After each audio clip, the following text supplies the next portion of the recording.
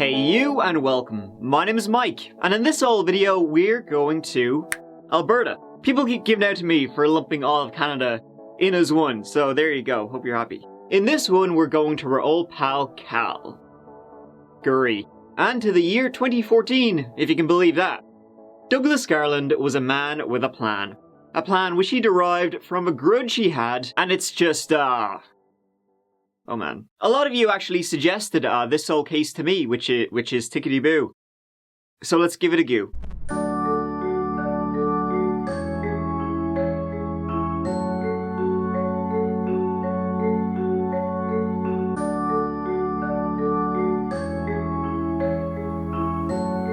It's a house in the southwest of Calgary, in the Park Hill neighbourhood that this all began.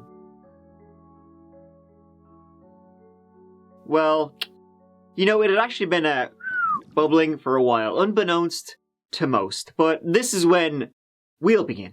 Jennifer O'Brien, a busy mother with 3 young lads, was popping by that address on the Monday morning of June 30th.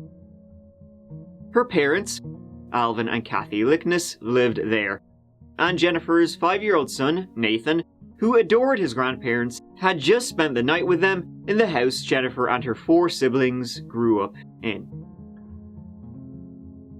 When she arrived, the door was open. She walked in carrying her young baby in her arms, and she could instantly tell something was wrong.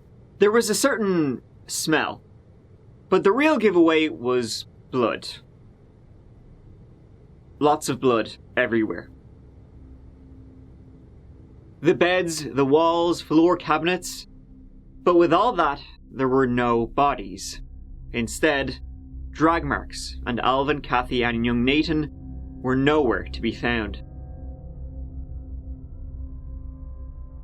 Jennifer immediately called her husband, telling him that, you know, somebody killed her son and parents and had taken the bodies with them wherever they went. She then called the police, who, the first thing they said to Jennifer was, "Get inside your car, lock the door." When they arrived, the police, immediately began searching every nook and cranny in the house, hoping that Nathan, maybe he had seen something and hidden. He would be small enough, but after searching everywhere in the house, nada. It was clear that Alvin, Kathy, and Nathan had most likely been taken somewhere. They found on the side door a lock which had been tampered with.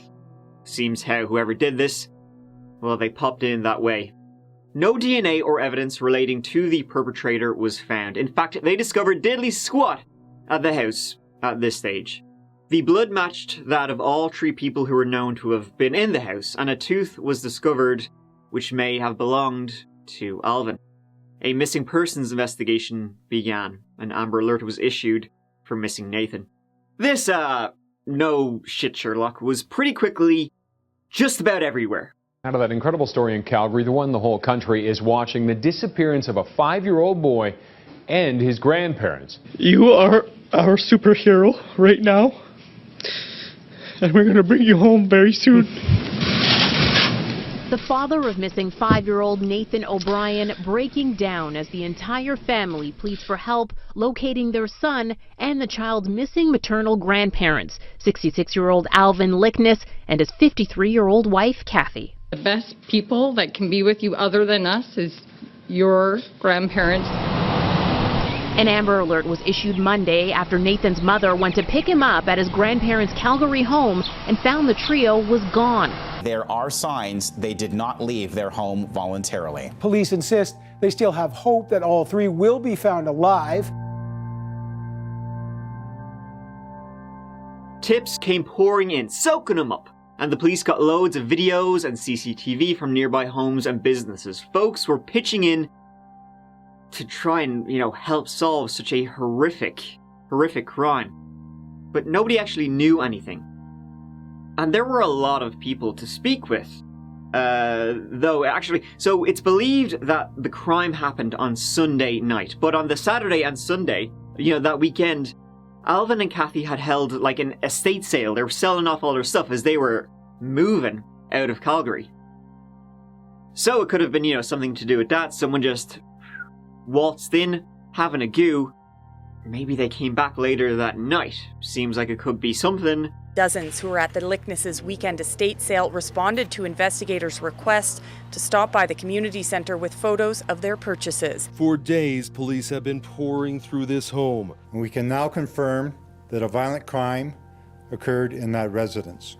Based on the evidence, I would say that somebody would be in medical distress. See, Jennifer had actually been there that night with her baby and was going to go stay in her parents' house with Nathan, but by about 11:15 p.m, her baby just wouldn't settle, so she left her parents' gaff.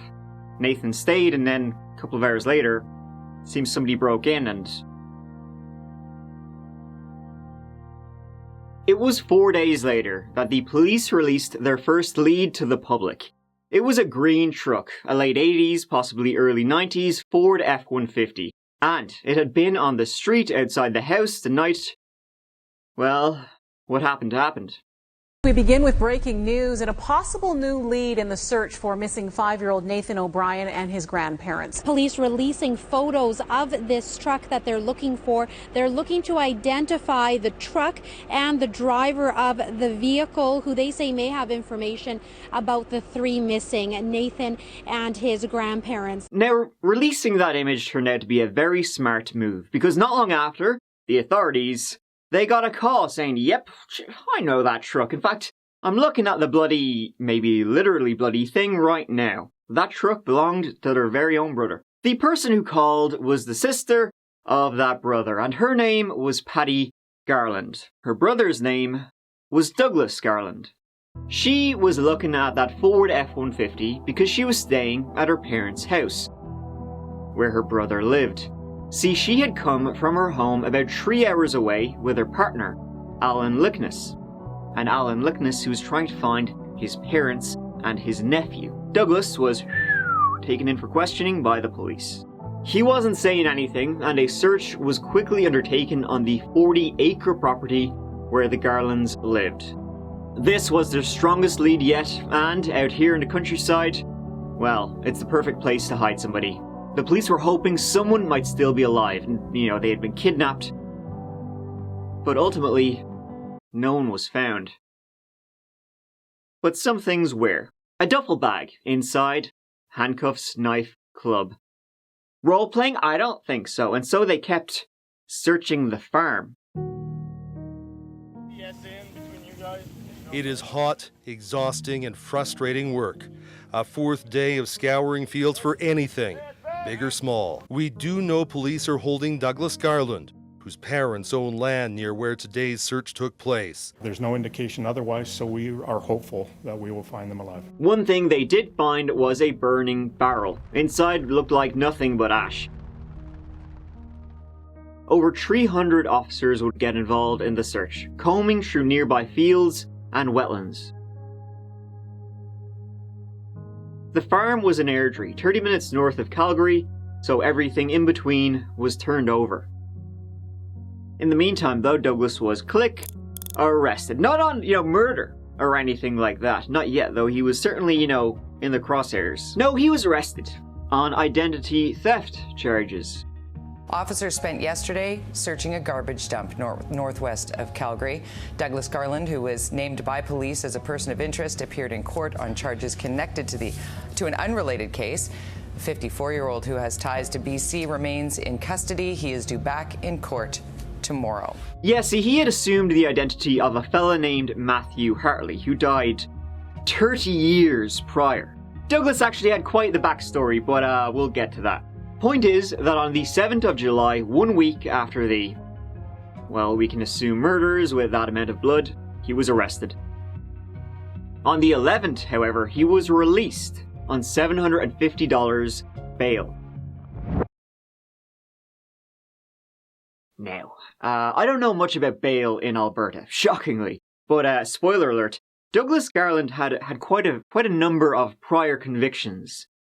So $750 seems quite low, especially as he's like, your number one bozo. So I think, and I could be completely wrong on this, right? But I think they set the bail so low so that he would get out, and then the police would follow him and see what he did and where he went. After all, the chances of, Alvin, Kathy, and Nathan being still alive was very, very low, especially after that amount of blood was found in a house. But if he did have them somewhere, he would probably go there. So when they released him, they were like, "Alright, Doug, D-back. You listen here, you listen to me. You better pinky promise that you're not going to go back to that farm in Airdrie, right?" If he went back, he'd be up shit creek. And he said, "Yeah, I'm not going to go back there. I'll go to a motel or something. Just lay low. Be good." Did he? No, of course he didn't. Instead, he tried to sneak back onto the farm, crawling through like the bushes and shit. Roll the clip. As usual, this is a one-man infiltration mission.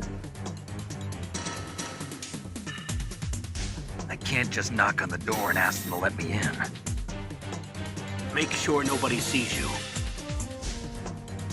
Got it. Okay, I'm ready to go. This was filmed by a helicopter at about 1:30 in the AM.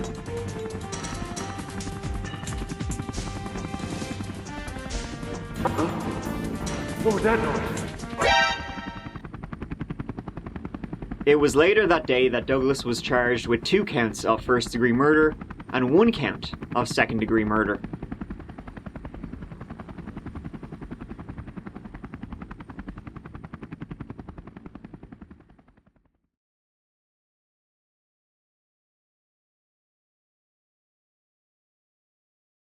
At approximately 1:30 a.m. today, officers arrested a man in the Airdrie area. He is currently in custody, and charges of 2 counts of first-degree murder and 1 count of second-degree murder are pending. The Amber Alert in relation to this file has been discontinued. However, the bodies of the 3 victims have not been found, and we continue to ask people to come forward with any information they may have. See, they had since found a lot more during their searches of the Garland property. And it didn't look good for Doug, but I guess that means it did look good for the rest of humanity. And also dogs. Charlie, too.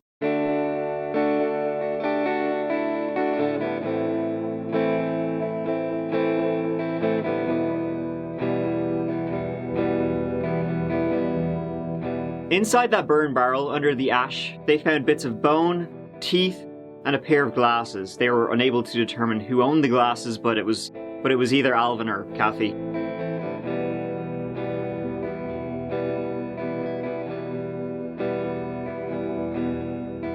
A computer hard drive was critical. It was filled with, well, murdery shit. A book titled How to Kill Without Joy, the complete How to Kill book. Oh man, what a title.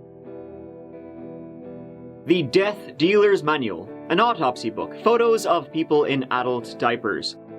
Yeah, he was obsessed. He had a fetish for people in adult diapers. Don't know about that now. Lots of pictures of dead and dismembered, and some pretty dark and disturbing pornos. On his Google history, stuff like most painful torture, human dissection, bone grinder, blood removal solution, and information on how to crack the lock that was found, well, cracked at the scene. In the house, knives, gun parts, shackles, some in child size, more adult diapers, teeth fragments, bits of bone, blood-stained footprints that matched those found at the crime scene, wigs, 89 pairs of both men and women's shoes, a straitjacket, and meat hooks, on which was DNA of all 3 victims.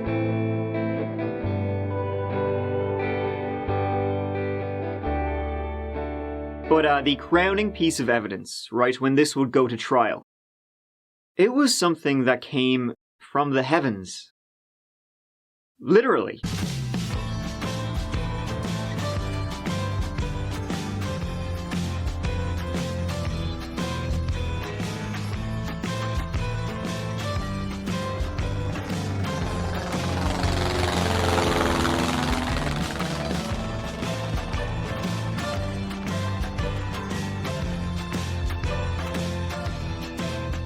At 9:30 a.m. on the 1st of July, the day after the scene at the house was discovered, a surveyor's plane was flying over Airdrie, snapping away pics of the town and surrounding countryside.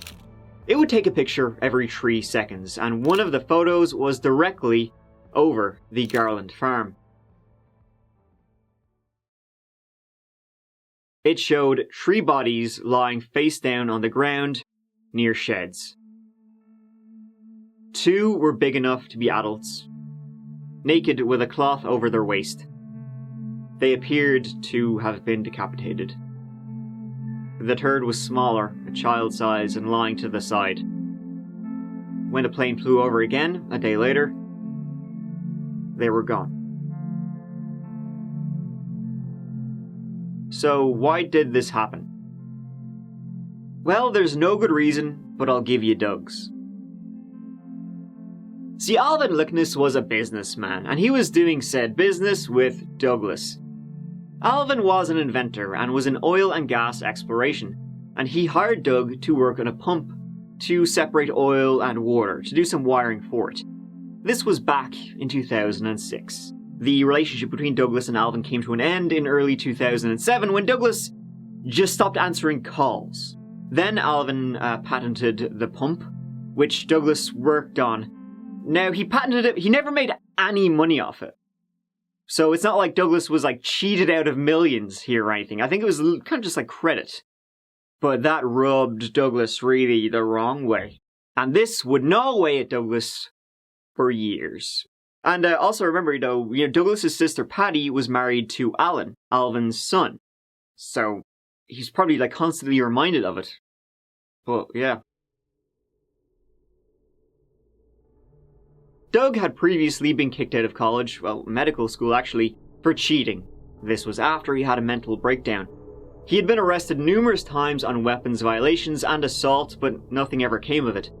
When he was 33, he was arrested for running a meth lab at his farm, and so he fled to British Columbia, and that's where he stole the identity of Matthew Hartley, a 14-year-old boy that had been killed 12 years previous in a car crash. So he lived in Vancouver under the name Matthew Hartley for 7 whole years. He worked at a lab, but after he was fired, he collected unemployment under the dead boy's name. He was later caught and spent 6 months in jail, but he was diagnosed as mentally ill. And so, in the early morning hours of June 30th, he broke into the Lickness home, attacked Alvin, Kathy, and Nathan, dragged them into his truck. It's believed they would have been alive when he took them. And that's it. What he did after that, probably quite disturbing, but nobody knows. The bodies were never found, ever. They were likely burnt, but only Douglas really knows. Douglas Garland goes on trial. This happens today in Calgary. He's, of course, the man charged with the murders of 5-year-old Nathan O'Brien and his grandparents, Alvin and Kathy Lickness. Now, the 3 disappeared back in June 2014, but their bodies have never been found. The trial began in January 2017. The second-degree murder charge was upped to first degree for killing Nathan. Douglas pled not guilty and showed no emotion at all throughout the trial. Douglas Garland was a lonely man with few friends. That's the picture his parents painted today as they took the witness stand on day 2 of his Court of Queen's Bench trial. Garland had planned the killing of the Licknesses for several years over a grudge he had against Alvin Lickness, for a business deal that had gone wrong. There's no evidence, forensic or scientific, that puts Douglas Garland in the home of the 3 people he's accused of killing. Those are the words of his defense lawyer, Kim Ross, who in final arguments today suggested that without that evidence, Garland should be acquitted of 3 counts of first-degree murder. On February 16, 2017, Douglas was found guilty on 3 counts of first-degree murder. He was sentenced to life without parole for the maximum of 75 years.